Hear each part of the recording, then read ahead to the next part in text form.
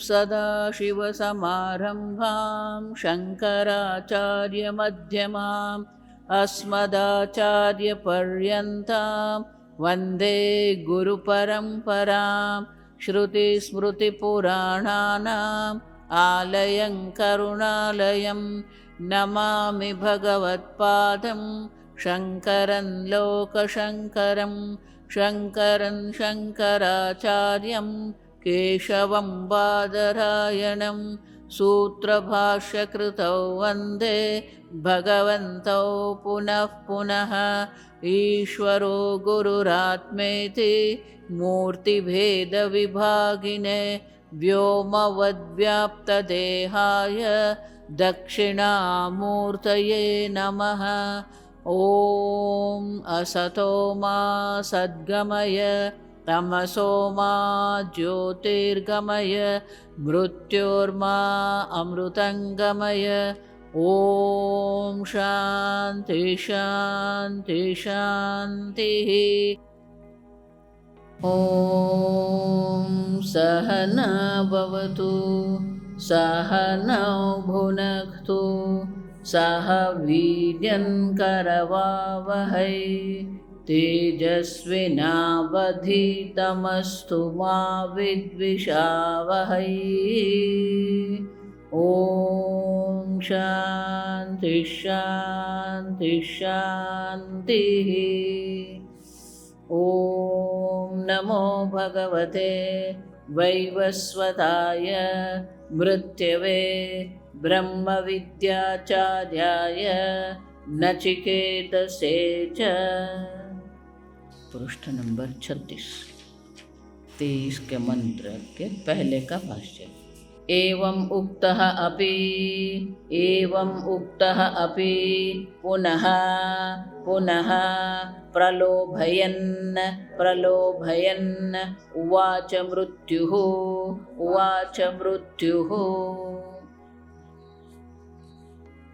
एवं उक्त अपि, यमराजा को नचिकेता ने स्पष्ट रूप से दर्शाया, न एतत् तुल्यम वरम, इनके समान अन्य कोई वर है ही नहीं। अब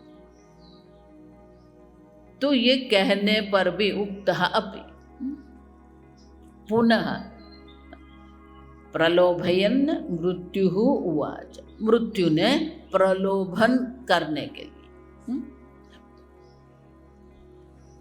क्यों? आगे हम देख के गए। परीक्षणार्थम। कई बार ऐसा होता है कि हम वस्तु को बहुत हल्के से लेते हैं। लोग थोड़ा वेदांत सुनते हैं और मानने लगते हैं कि मुझे वैराग्य हो गया, मैं तो इसके बिना भी रह सकता हूँ, मैं तो ये भी कर सकती हूँ। आप देखिए,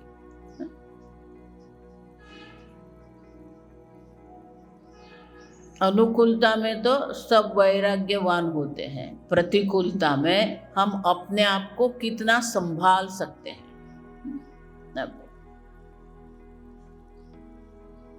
वैराग्य माने क्या? छोड़ के बैठ गए वैराग्य है क्या? आगे हम अनेक बार देख के गए। वैराग्य माने कि वो ऑब्जेक्टिविटी है कि नहीं हमारे अंदर, जो हमारे सामने है उनका हम स्वीकार कर सकते हैं कि नहीं।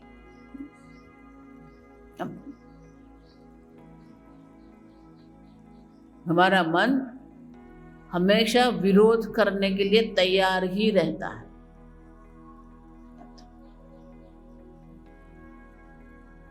यो न द्वेष्टि न कांक्षति।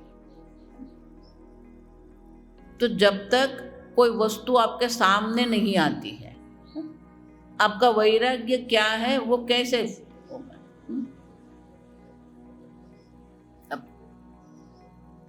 तो यहाँ नचिकेता के सामने यमराजा अनेक प्रकार के प्रलोभन रख रहे हैं। क्यों? क्योंकि ये प्रलोभन जब मिलता है ना, सामने आता है,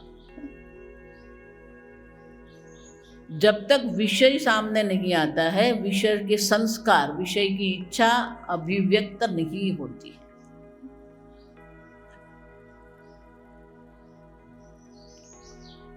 तो नचिकेता के सामने यमराजा बहुत सारी वस्तु रख रहे हैं। आप देखिए 3 मंत्र में हमें दर्शाएंगे क्या क्या यमराजा कह रहे हैं। आप देखिए प्रलोभन दे रहे हैं। थोड़ी भी मन में दुर्बलता होगी ना तो मन फंस जाएगा। देखो ये महान ऋषियों को भी जो हम दर्शाते हैं,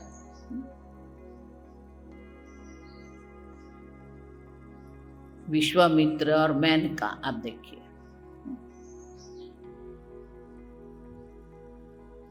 तो किसी ने पूछा कि पहले ऋषि मुनि जब तपस्या करते थे वैराग्य करके, तो बोले मेनका आती थी, मेनका मानी अप्सरा। बोले आजकल कोई अप्सरा आती नहीं है, पकोड़े से ही खुश हो जाएंगे, उसको अप्सरा की आवश्यकता ही क्या है। अब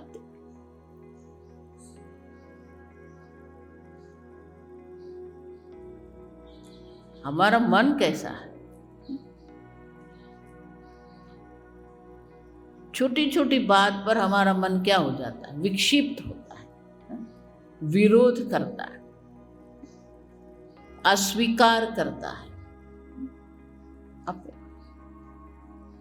और इसलिए जब तक विषय हमारे सामने नहीं आएगा हमें समझ में आने वाला है ही नहीं। और इसीलिए यहाँ यमराजा प्रलोभन दे रहे हैं, और छोटे मोटे प्रलोभन नहीं दे रहे, आप समझना।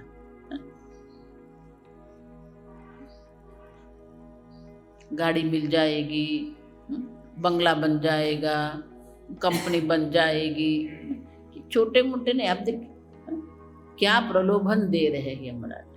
मंत्र 23। शतायुषः शतायुषः पुत्रपौत्रान् पुत्रपौत्रान् वृणीष्व वृणीष्व बहून् पशून् बहून् पशून् बहून् पशून् बहून् पशून् हस्तिहिरण्यं हस्तिहिरण्यं हस्तिहिरण्यं हस्तिहिरण्यं अश्वान् अश्वान् अश्वान् भूमेर्महदायतनं भूमेर्महदायतनं भूमेर्महदायतनं वृणीष्व वृणीष्व स्वयं च जीवशरदः जीवशरदः यावदिच्छसि यावदिच्छसि शतायुषः पुत्रपौत्रान् वृणीष्व शतायुषः पुत्रपौत्रान् वृणीष्व शतायुषः पुत्रपौत्रान् वृणीष्व शतायुषः पुत्रपौत्रान् वृणीष्व बहून् पशून् हस्तिहिरण्यमश्वान् बहून् पशून् हस्तिहिरण्यमश्वान्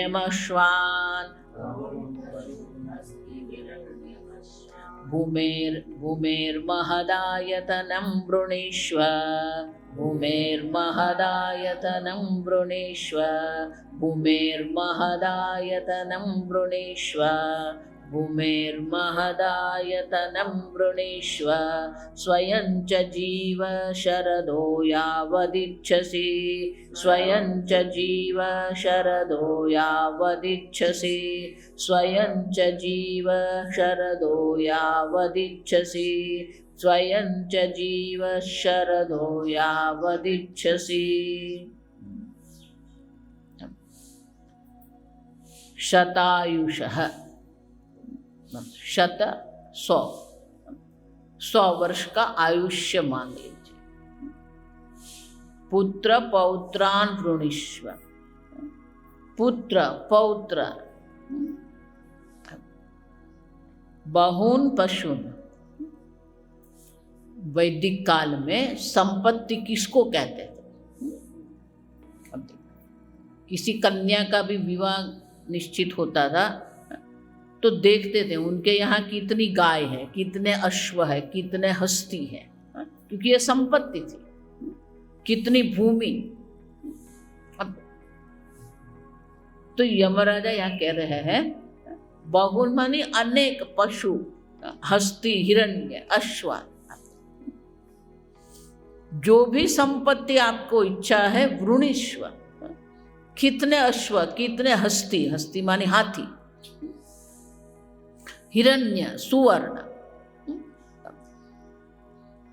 जितना आपको पशु चाहिए, जितना हिरण्य चाहिए, जितने अश्व चाहिए आप मांग लीजिए, वृणीश्व। उतना ही नहीं, भूमेर महदायतनम वृणीश्व।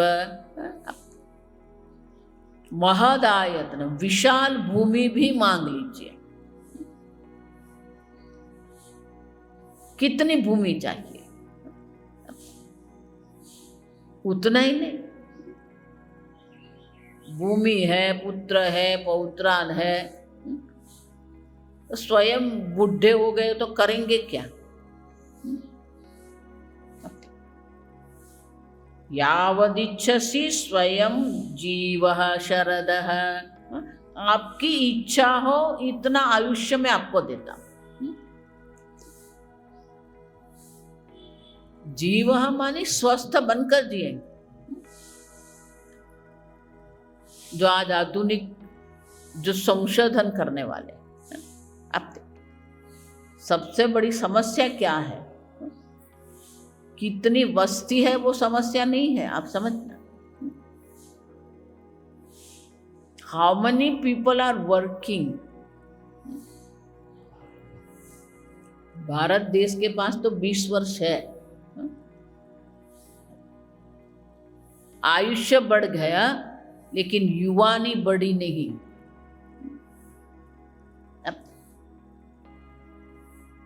तो आयुष्य जब बढ़ गया है, आयुष्य की वृद्धि हो गई, लेकिन युवान काल जो जीवन का है उनकी वृद्धि नहीं हुई है। तो जब अपने आयुष्य वृद्धि कर दी है तो हुआ क्या है? वृद्धजन अधिक हो गए, नॉन वर्किंग पीपल कहते हैं। अब भारत की हालत भी वही होने वाली है। अभी युवान है भारत, 25 वर्ष के बाद वो सब लोग क्या हो जाएंगे? अब देखिए, तो वृद्ध हो जाएंगे, फिर क्या होगा? कितना भी धन है आपके पास, कितना भी नाम है, कितनी भी प्रसिद्धि है, वृद्धावस्था में ये सब क्या हो जाता है? निरर्थक हो जाता है। आप समझो, कितनी भी भूमि हो, वृद्धावस्था में क्या करोगे भूमि से? आपके सामने कितने भी भोग पड़े हुए हैं, रोगग्रस्त हो गए, वो भोग को क्या करोगे आप? अब देखो, और इसलिए कहते हैं आप जितना आयुष्य इच्छा कर रहे हैं उतना मैं देने को तैयार हूं। अब देखो, क्योंकि हमारा जीवन स्वस्थ है, मन स्वस्थ है, तो बाकी वस्तु सब उपयोगी है। अब देखो, अगर हमारा मन ही स्वस्थ नहीं है, सामने कितने भी पकवान पड़े हुए हैं, जब हमारा मन शांत नहीं है, विक्षिप्त है, वो पकवान को भी क्या करेंगे? अब देखो, और इसलिए कहते हैं यावद इच्छा से, आप जितनी इच्छा करो उतने वर्ष आप जी सकते हैं। जीवः शरदः। अब पहले जो आयुष्य गिनती करते थे वो कितनी शरद ऋतु देखी है, कितनी वर्षा ऋतु देखी है, उनके ऊपर आयुष्य निश्चित करते।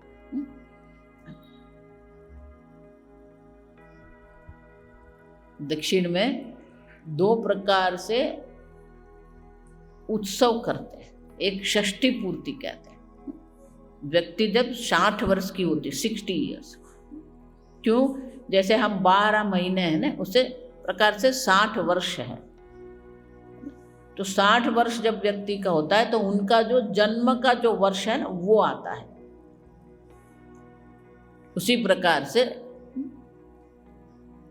जब व्यक्ति 80 वर्ष की होती है,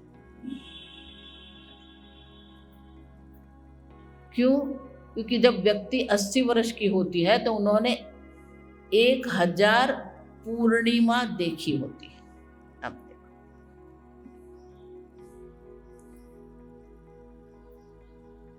शताभिषेकम कहते हैं उसको।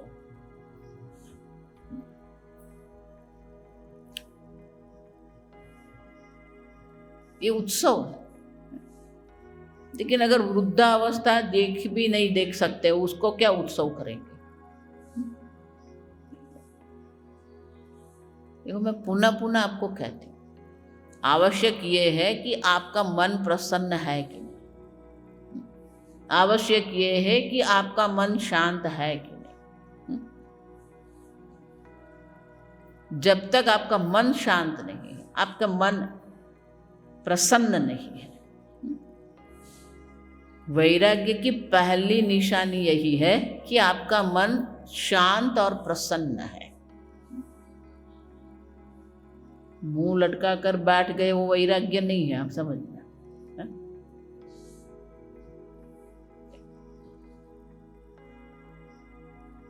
और इसलिए यहाँ यमराजा प्रलोभन दे रहे हैं। पहला प्रलोभन क्या है? लौकिक प्रलोभन दे रहे हैं। तो लौकिक प्रलोभन देकर बोल रहे हैं, जितनी भूमि चाहिए, अश्व चाहिए, हाथी चाहिए, हिरण्य चाहिए, मांग लो, पुत्र पौत्र। अब भाष्य, शतायुषः शतायुषः शतं वर्षाणि आयुगुंसि येषां तान् शतायुषः पुत्रपौत्रान् वृणीष्व किंच गवादिलक्षणान् बहून् पशून् हस्तिहिरण्यं हस्ती च हिरण्यञ्च हस्तिहिरण्यं अश्वांश्च किंच भूमेः पृथिव्याः महद्विस्तीर्णं आयतनम् आश्रयं मण्डलं राज्यं वृणीष्व। शतायुषः पुत्रपौत्रान् वृणीष्व।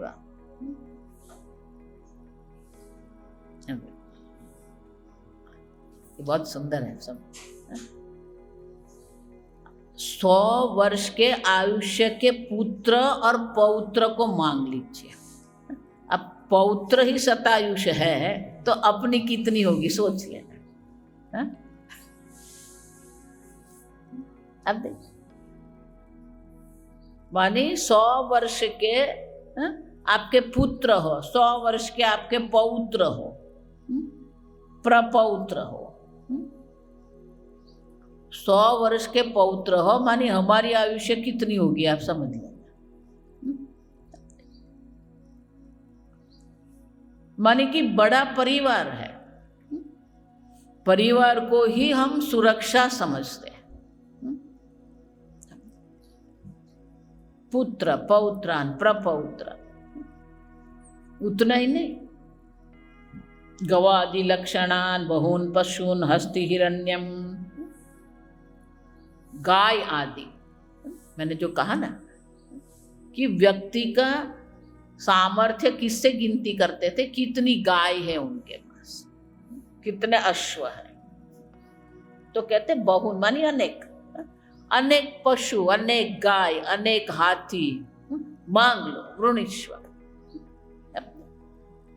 अश्वांश्च, अश्व भी, हिरण्य सुवर्ण मानी संपत्ति।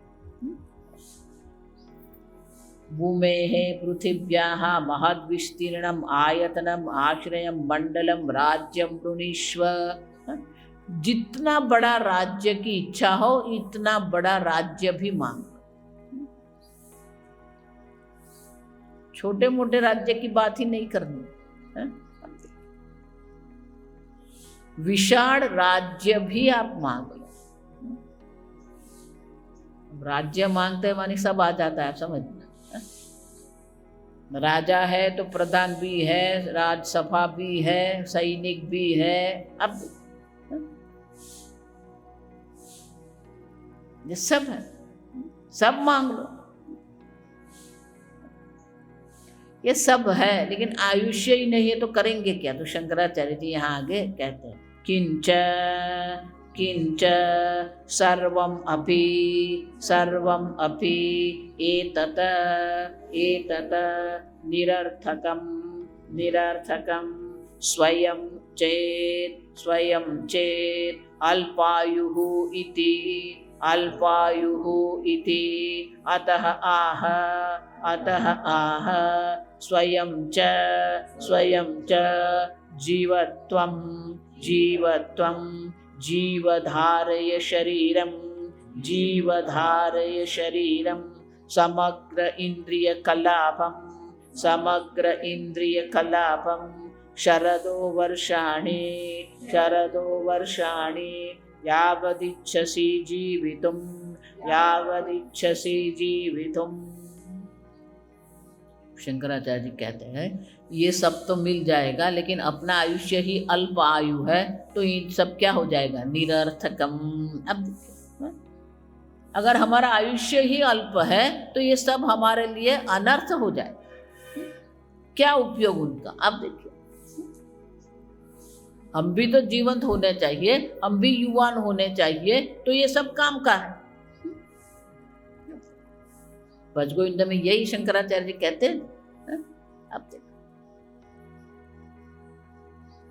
कि जब वृद्धावस्था आ जाती, वृद्धो याति गृहीत्वा दंडम, जब वृद्धावस्था आ गई फिर क्या काम का?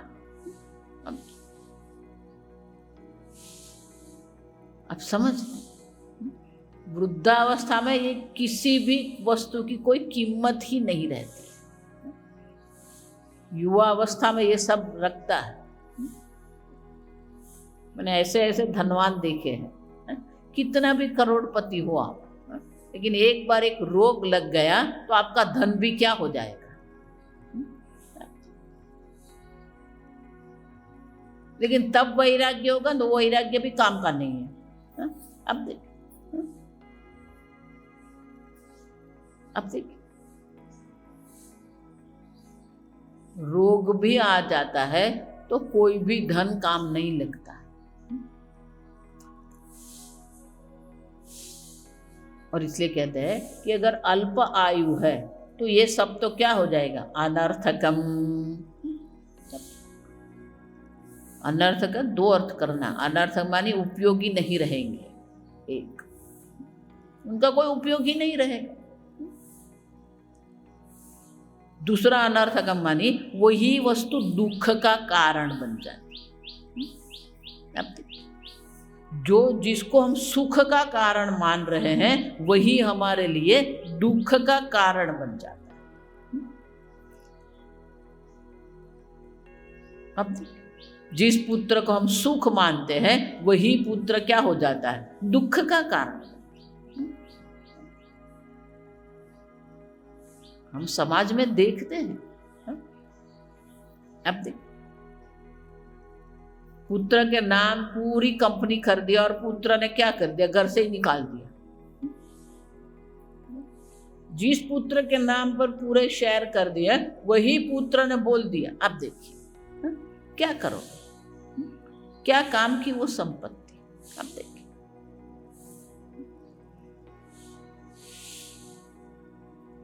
अश्व कितने भी हो, कितनी भी गाय हो, कितना भी भोग हो, देखो इसलिए भजगोविंदम क्यों आवश्यक है? भजगोविंदम हमारे जीवन की वास्तविकता प्रकट करते हैं। यावत वित्तोपार्जन सक्तः तावत निज परिवारो रक्तः।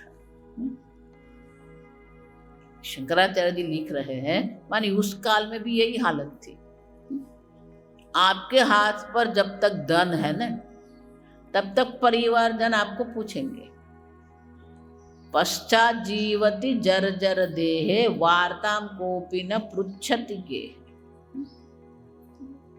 बाहर की बात तो बाद में करेंगे, पहले घर वाले भी कोई पूछेंगे नहीं आप।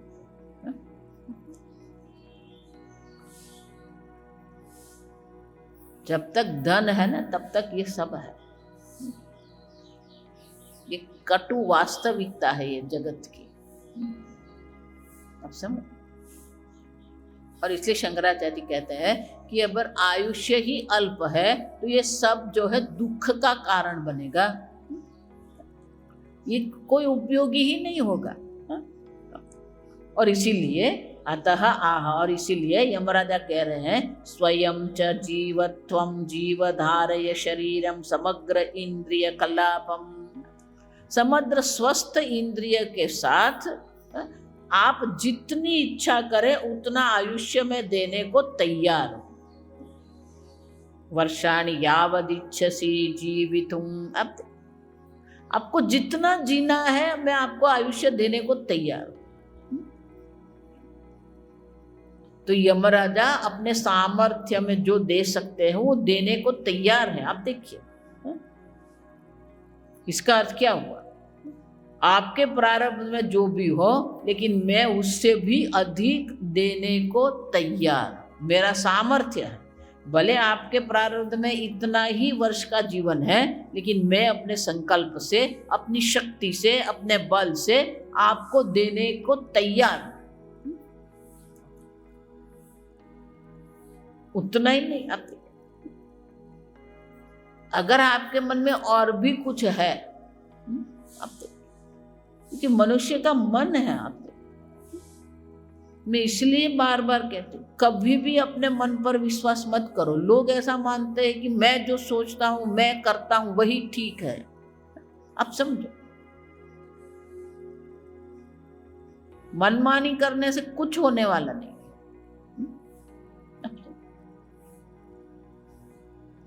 जितना आप मन पर भरोसा करेंगे ना, उतना ही मन आपको निराश करेगा। क्यों?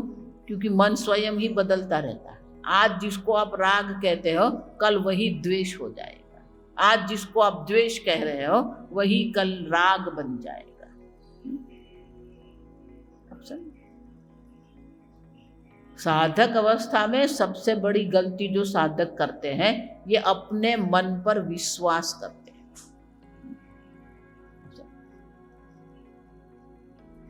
क्योंकि ये मन आपको कब कहाँ ले जाएगा आप जानते ही नहीं। गीता में भगवान, आप देखिए, स्थित प्रज्ञ के लक्षण में ही भगवान ये दर्शाते हैं। ज्ञानी के जो लक्षण है, वो ज्ञानी के लक्षण में भगवान पतन की सीढ़ी भी दर्शाते हैं। अब देखिए, तो जो ज्ञानी है वहां पर भगवान ये चर्चा क्यों कर रहे हैं? अब देखिए,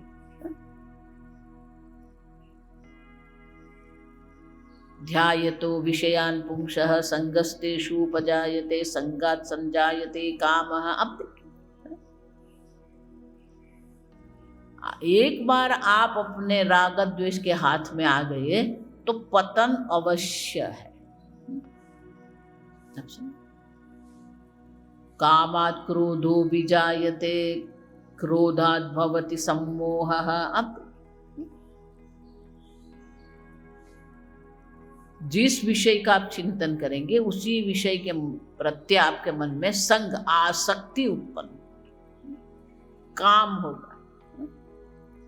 वो काम की पूर्ति नहीं होगी, इच्छा की पूर्ति नहीं होगी, तो वही इच्छा क्रोध के रूप में प्रकट होती है। कामात् क्रोधो भी जायते।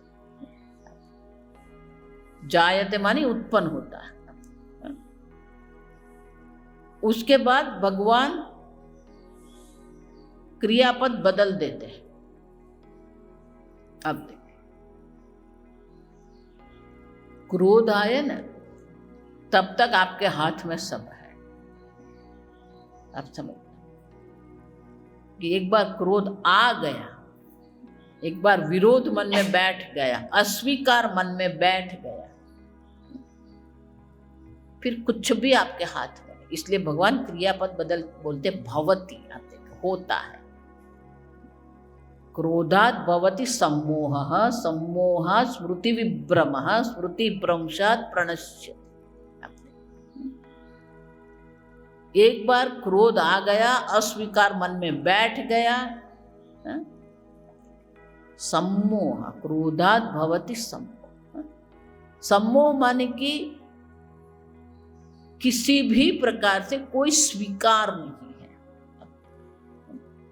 मोहित होकर बैठ जाते हैं। वही मोह जो है स्मृति विभ्रम, हमारा जो स्मृति माने कि हमारा जो ज्ञान है, हमारे जो संस्कार है, ये सबका नाश हो जाता है।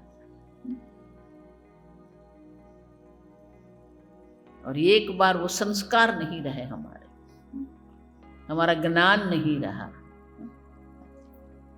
प्रणश्यति, ये पतन, ये नाश है।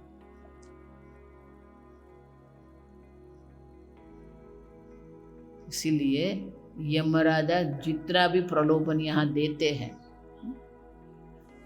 नचिकेता स्वीकार करने को तैयार ही नहीं है। आप समझिए, बहुत सुंदर उत्तर देता है।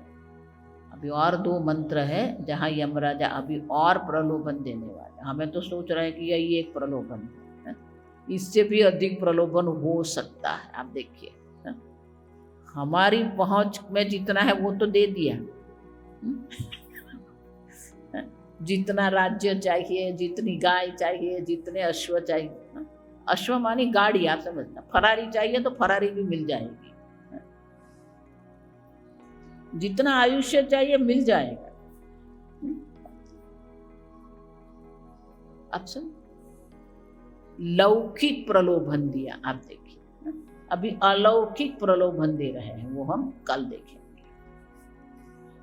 ओम पूर्णमद पूर्णमिदं पूर्णात् पूर्णमुदच्यते पूर्णस्य पूर्णमादाय पूर्णमेवावशिष्यते। ओम शांति शांति शांति। हरि ओम। श्री गुरुभ्यो नमः। हरि ओम।